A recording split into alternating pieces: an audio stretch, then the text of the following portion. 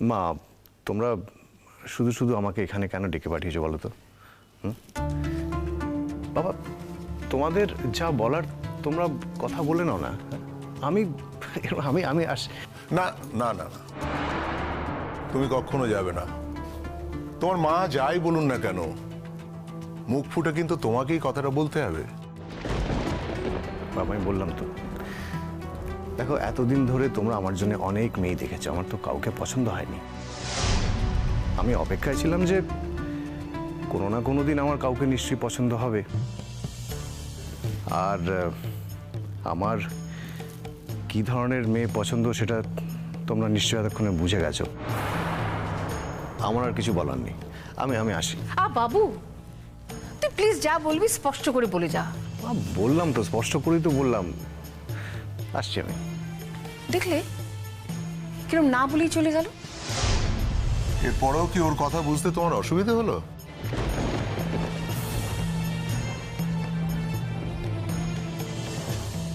আমি তো এখন আমার মায়ের সঙ্গেই কথা বলবো। দেখো মা, আমরা শুধু আমাদের প্রার্থনাটুকু তোমাকে জানিয়েছি। সেটা মঞ্জুর হলো কি না হলো সেটা তো এখনো আমরা বুঝতে পারিনি। সেটা তো আমাদের শুধু তুমিই বলবে। অপরাজিতা, আমাদের দুটো মানুষের আকাঙ্ক্ষা তুমি রাখবে না? আমাদের আমাদের ইচ্ছের কোনো দাম দেবে না তুমি?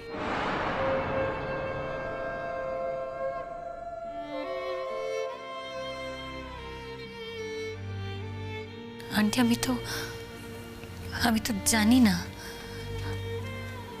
আমার নিজের জীবনটা কোত্থেকে শুরু হয়েছে। আমি কিচ্ছু জানি না আন্টি। এই অবস্থায় আমার কোনো কিছু বলাটা খুব কঠিন। আচ্ছা ঠিক আছে, তুমি শুধু আমাকে বলো আমার ছেলেকে তোমার পছন্দ হয়েছে কিনা।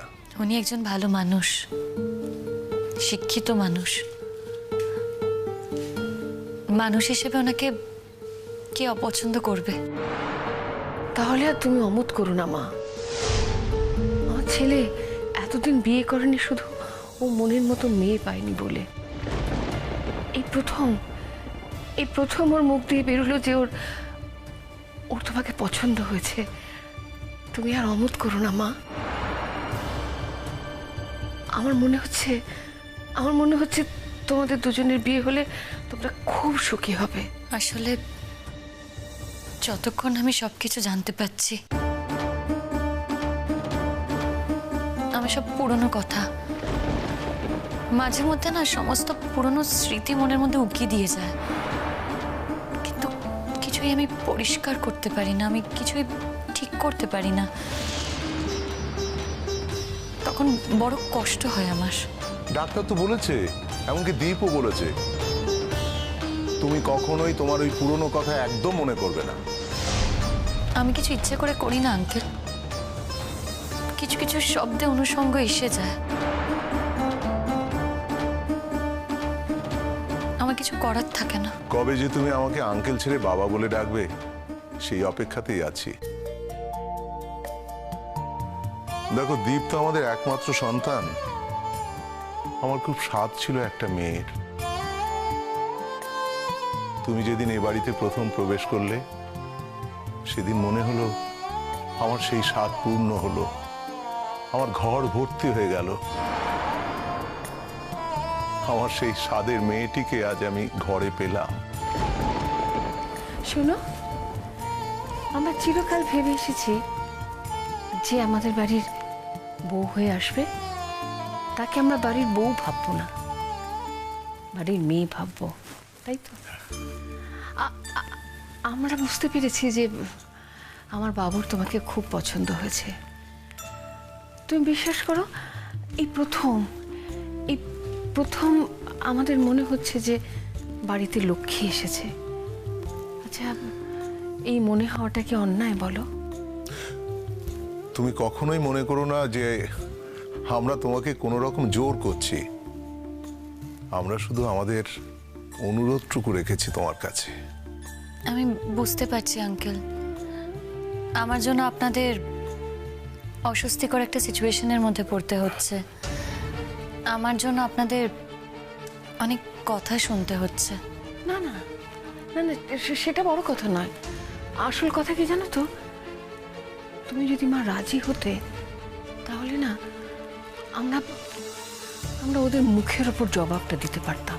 তুমি যদি রাজি হয়েই যাও আর ঠাকুরের ইচ্ছায় যদি তোমাদের চার হাত এক হয়ে যায়, তাহলেও কিন্তু আমি এখন ছেলের সঙ্গে তোমাকে পাঠাতে পারবো না। এখন তো তোমার যাতায়াতের অনেক অসুবিধে আছে।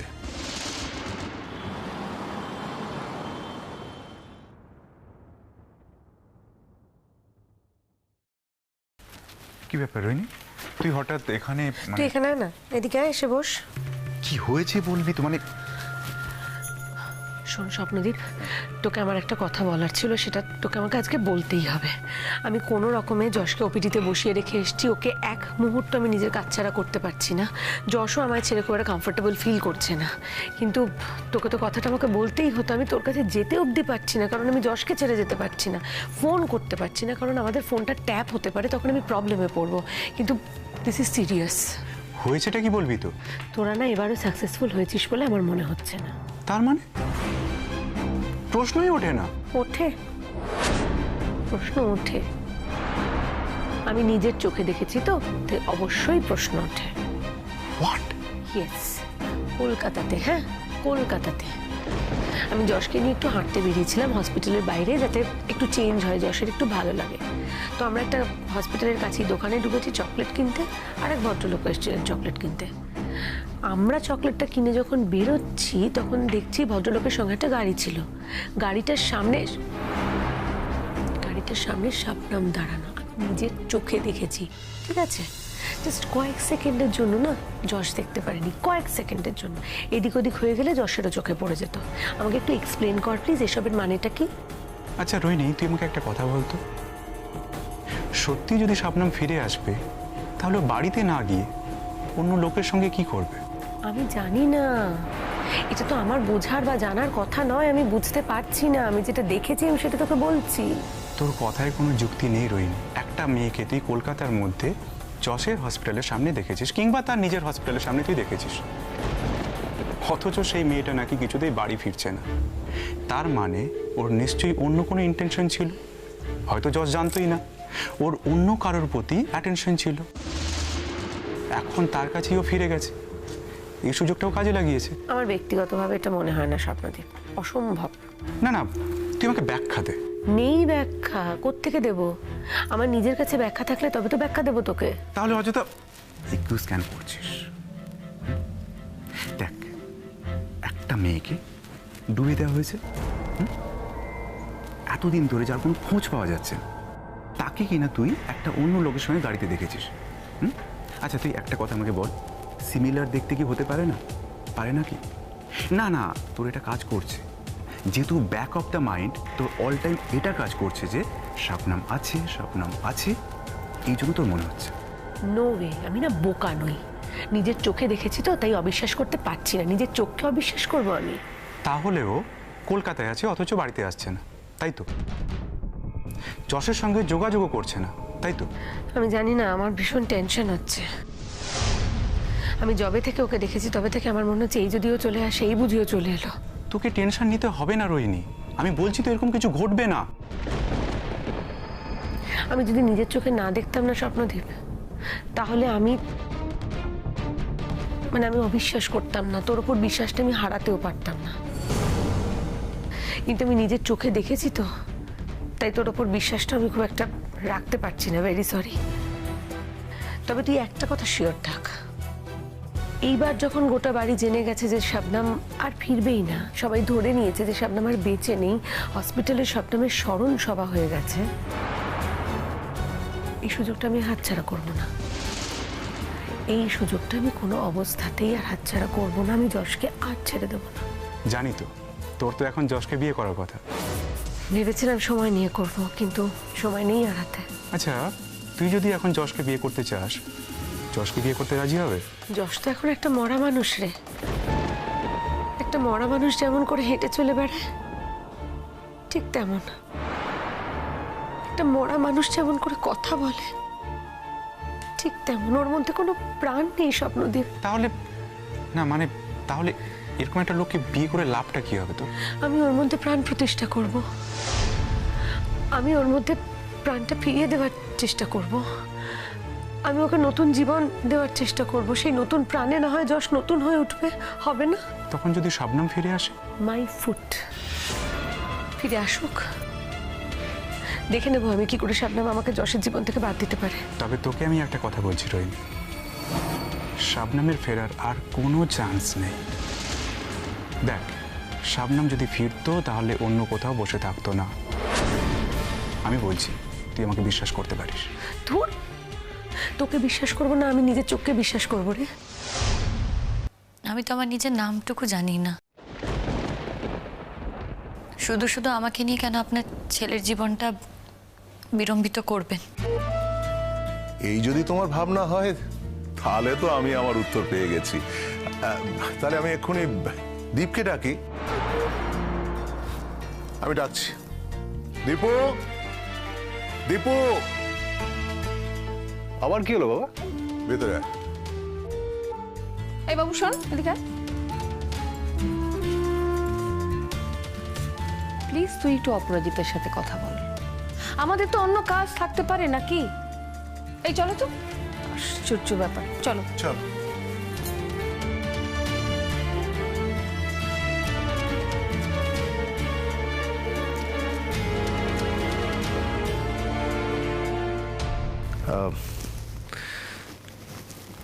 আপনি একদম একদম এম্বারাসড ফিল করবেন না।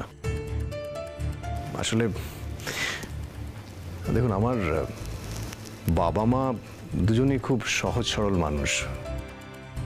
পাড়াপড়শি কয়েকজন ওই সব কথা বলে গেল, তাই হয়তো আপনাকে এই প্রস্তাবটা দিয়ে ফেলেছেন। আপনি প্লিজ মাইন্ড করবেন না। সেই জন্য নয়,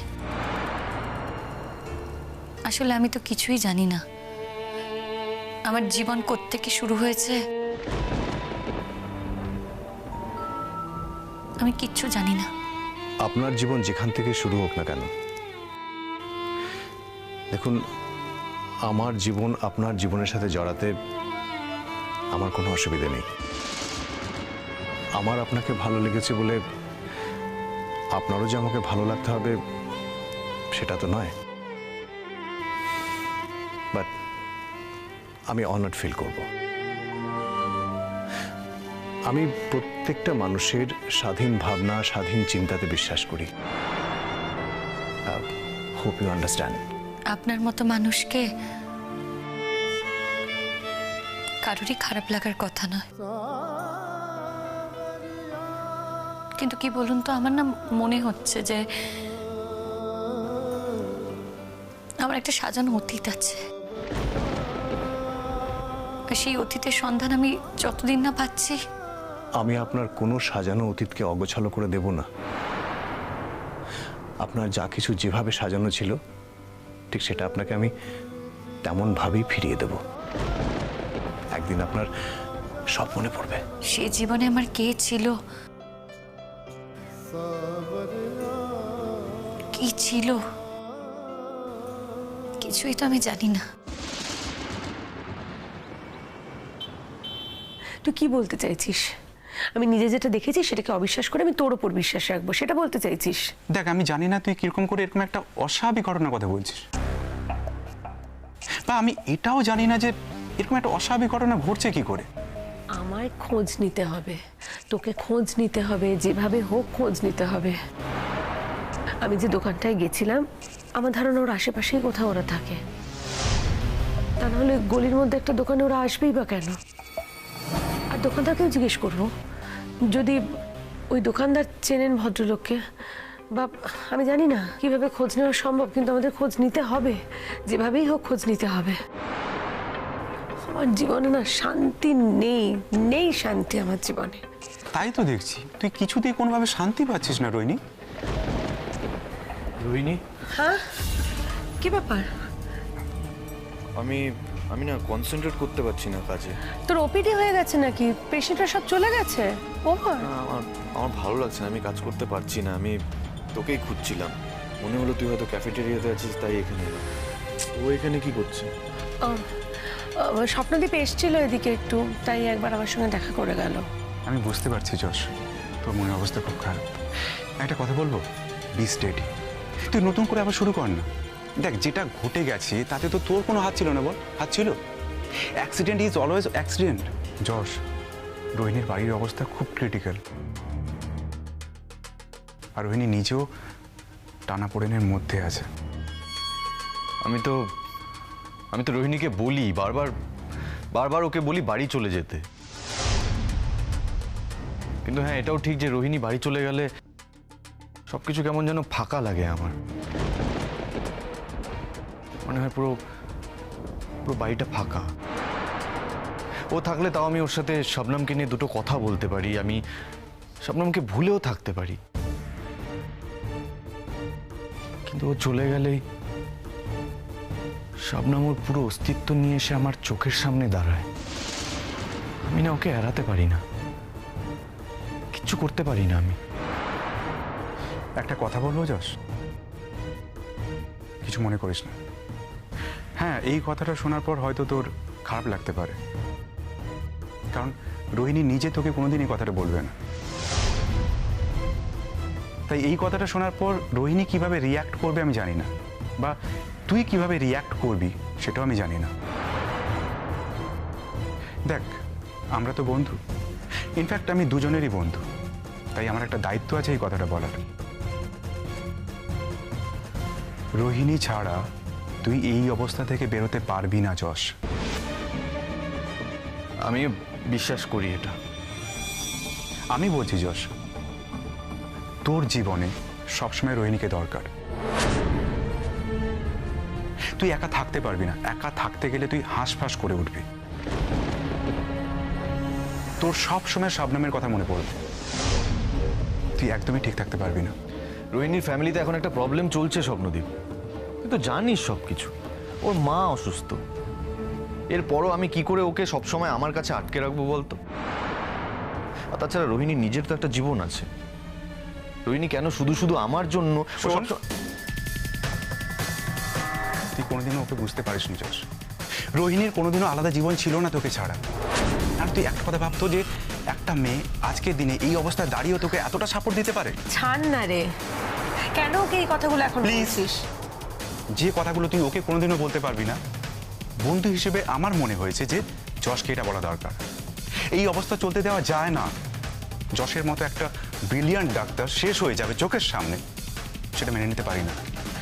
দেখ, আমার মনে হয়, মানে এটা সম্পূর্ণ আমার মতামত, যে যত তাড়াতাড়ি সম্ভব তোরা একসঙ্গে থাকার সিদ্ধান্তটা নে।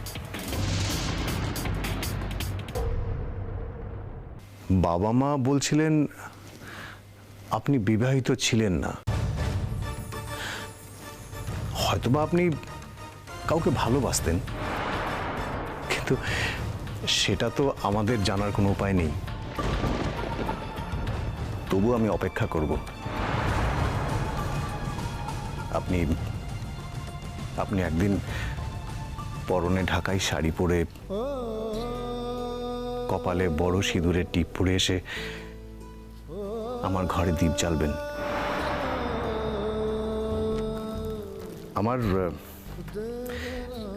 আমার ঘরে সব আছে, কিন্তু সেই দীপটাই এখনো জ্বলেনি। আমি অপেক্ষা করব যে আপনি সেই দীপটা জ্বালবেন। না, আপনি প্লিজ একদম এম্বারেস ফিল করবেন না, ওকে? আপনার উত্তর নাই হতে পারে, it's okay, I can understand. কিন্তু আমি আপনাকে তা সত্ত্বেও একইভাবে সম্মান করে যাব। আপনি সময় নিন, থিঙ্ক ইট ওভার, ভাবুন, কোনো তাড়া নেই, প্লিজ। আসছি আমি।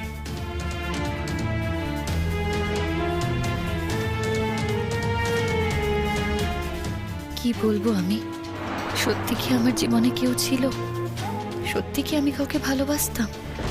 কি করব আমি কি ওনার প্রস্তাবে রাজি হব? বুঝতে পারছি না, কিছু বুঝতে পারছি না। আমি এই কোন কঠিন পরীক্ষায় পড়ে গেলাম, কোন কঠিন পরীক্ষা।